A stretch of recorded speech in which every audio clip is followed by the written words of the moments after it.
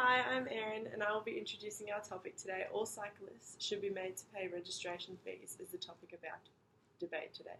Sam will be arguing for the implementation of this law, and Elise will be arguing against it. Both girls will have time to present their ideas. After this has happened, they will engage in a debate and question each other's points of view and ask them why they believe that their side is correct in terms of this topic.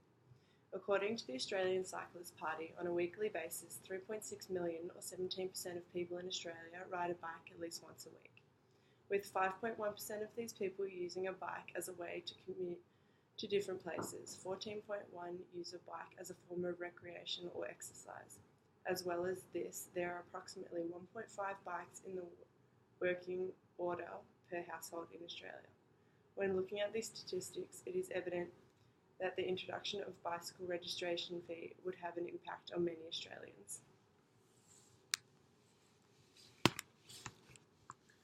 Hello, I'm Sam, and today I'll be speaking about why bicycle riders should have to pay a registration fee.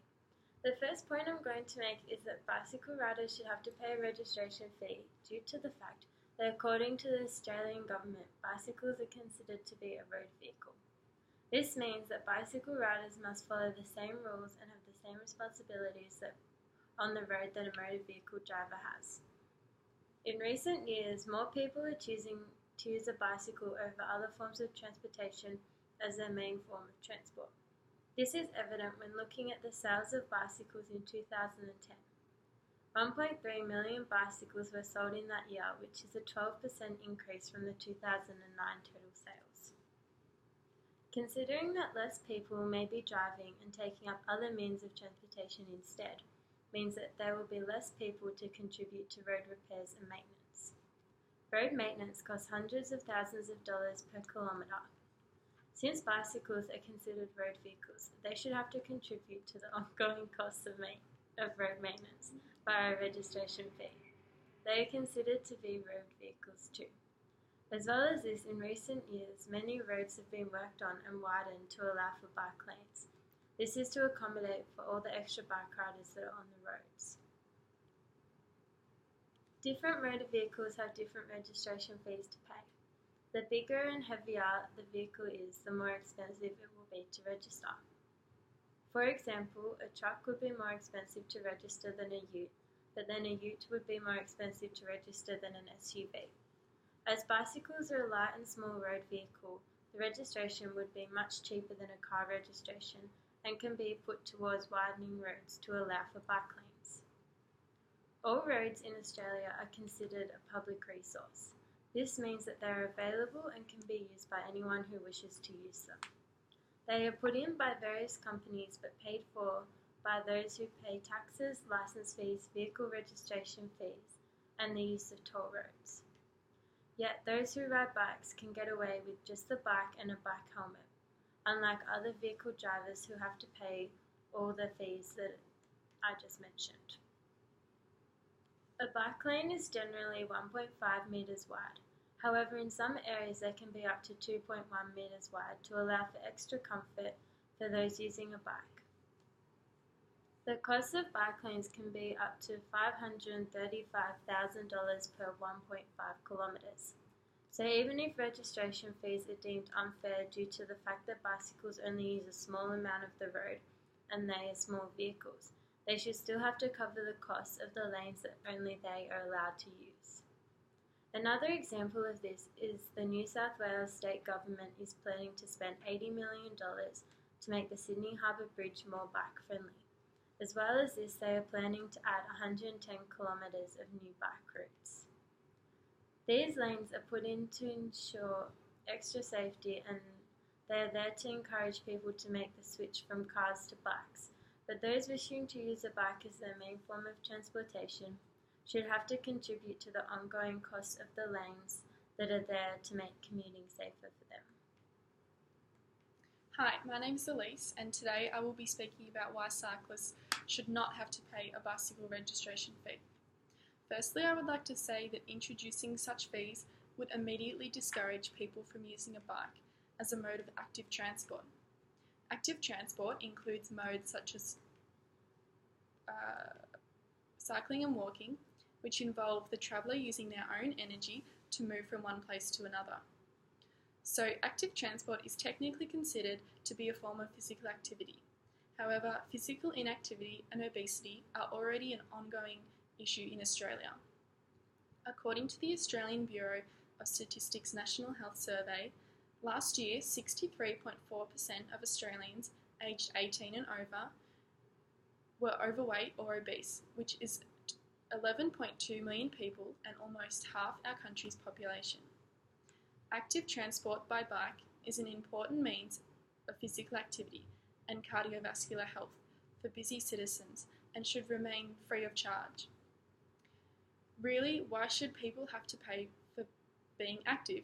People are constantly finding excuses such as, I don't have the time to exercise, or it's too expensive to join the gym. Commuting by bike to and from work and wherever you need to go is the perfect way to overcome these barriers. Secondly, the obesity epidemic in high-income countries is predominantly coming from people leading sedentary lifestyles. However, there is potential that active transport is one method for improving the physical and mental health of the population. A person's occupation is a social determinant of health, in that it can bring about change in one's health. This can be for better or for worse, and generally many occupations in our society are sedentary, which is a downstream factor affecting public health, hence our obesity issue. Finally, I would like to say, why should we invest in a registration scheme when it will only discourage people to be physically active? It is the exact opposite of promoting health.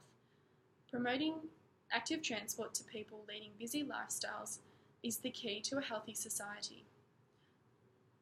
We should be welcoming cyclists to our roads with open arms to help solve our obesity issue and not raise any new and unnecessary problems. Elise raises some excellent points about physical activity. I do agree that in the sense of physical activity, riding a bike is excellent and should be encouraged to do so in a safe manner. The money from registration fees can be put towards ensuring extra safety for those wishing to use a bike as their transportation. The second and final point I will be making today is that registration fees could be used as a way of ensuring higher road safety, as each bicycle could be fitted with a license plate. This is an excellent way to identify reckless drivers. Keep in mind that it doesn't just have to be car drivers who report a reckless bike rider, but it could be other bike riders to report bike riders too. This could be an easy way to rid the roads of those who break the laws, the same way that law-breaking car drivers can be reported. Not only would having a license plate be good for reporting a reckless driver, but they could also help play on riders' conscience. Knowing that they could be reported for reckless bike riding or for not following correct road rules means that maybe they will stop and think twice before they break a rule, as they could be easily identifiable. In a thesis written by Joshua Bennyfield, he points out the matter that people will follow the behaviours that are conducted by those around them. For example, if a bicycle rider sees another bicycle rider get away with running a red light, they are more likely to copy that same behaviour and run a red light too. However, if they don't see other bike riders breaking laws around them, then they are more likely to comply with the road laws themselves. If bikes are fitted with a license plate, then they will be less likely to break the road rules and therefore be riding in a safer manner. It is obvious that the roads are not safe enough at the moment for bicycle riders when looking at the morbidity and mortality rates. On average, in New South Wales alone, 11 bicycle riders are killed each year and 1,500 seriously injured. If a registration fee came into action, then the profits could be put towards ensuring higher road safety for those riding bikes. As it stands now, those who drive cars feel like they own the roads due to the fact that bike riders don't pay a registration fee and therefore do not contribute to the costs of roads. However, if a bike rider had the cost of a registration fee, it would mean that the bike riders and the car drivers have contributed to road costs, and therefore they both have equal rights to be on the roads. This could make bike riding much safer due to the fact that car drivers would be more considerate of them and take greater care of bike riders as they have the right to be on the road too. Sam raises some highly valid and important points in regards to the same rules and responsibilities of cyclists and drivers. Bikes may be considered a road vehicle, although they are identifiably smaller and require less road space than a motor vehicle. In addition to what Sam argued, a standard urban road lane is 3.5 metres wide, compared to bikes lanes which are generally 1.5 metres wide, as she mentioned. Cyclists therefore require much less room than vehicles, and by sharing the roads and making use of the already installed bike lanes, there is no need for fees to create more space.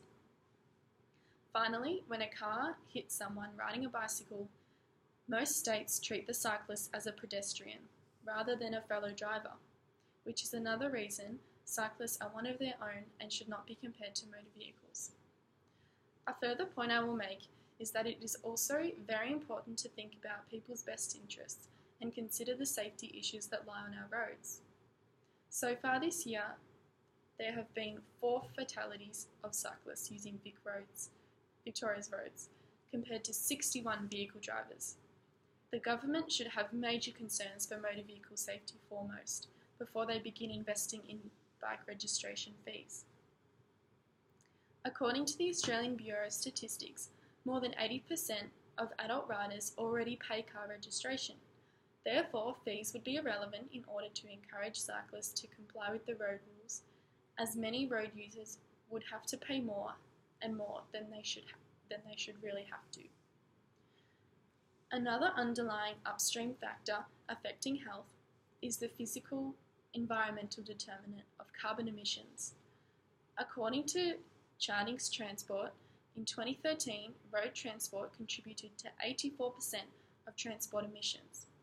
Cycling is the answer to reducing motor vehicle traffic and consequentially carbon emissions. Hence, bike registration fees are not the answer, considering they would inevitably decrease the number of bike users. Sam is right in saying the money from registration fees can be put towards ensuring extra safety. But conversely, the government could fund other plans rather than spending the money in the first place to create the registration fee program.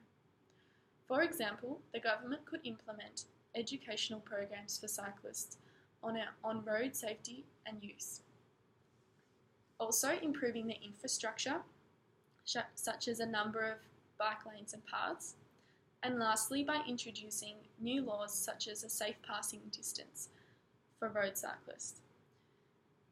The government can tackle the main issue at hand, which is road user safety, whether someone is a cyclist or driver. Ultimately, active transport is crucial for public health, and more people should be inspired to use bikes on our roads. Before these far-fetched bike registration fees, we need to put our society's safety and physical and mental health in priority. It is important that we as a country target downstream and upstream factors of health, those that affect people directly and indirectly, so that we can promote our overall well-being. In conclusion, there are a number of pros and cons regarding this debate topic. Elise raises some very important points about the health and safety of our society and what the real issues are. She explains our major issues to be physically inactive and obesity, and that these are more insignificant issues compared to introducing more fees. Sam also raised some good points that also look at the safety of bicycle riders when it comes to adding in bike lanes and the responsibilities that all road vehicles have to follow. After extensive research from both parties, it seems as though bicycle registration fees are leaning towards the unnecessary side, and there is not enough interest from stakeholders in order to bring about such a scheme. It may be a better option to implement other interventions, as both girls have said, in regard to safety, education and laws.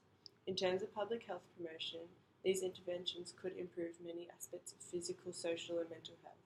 Fees can lead to social exclusion, which have enormous economic and social consequences for people who are already living with chronically low incomes. it can also lead to social stratification, which is structured inequalities between different groupings of people. Ultimately, many Australians would be affected by bicycle registration fees, so it's not something that should be taken lightly.